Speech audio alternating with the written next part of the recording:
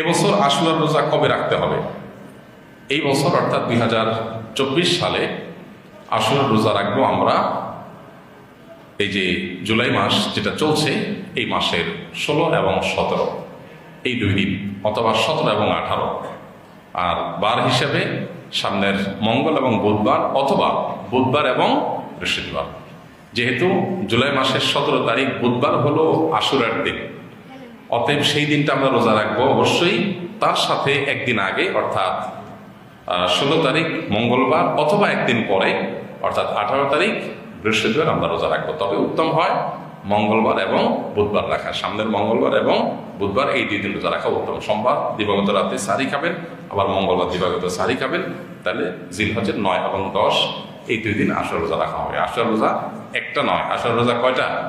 2টা। ইয়াহুদিরা একটা রাখে, আমরা তাদের থেকে আমাদের রোজাকে স্বতন্ত্র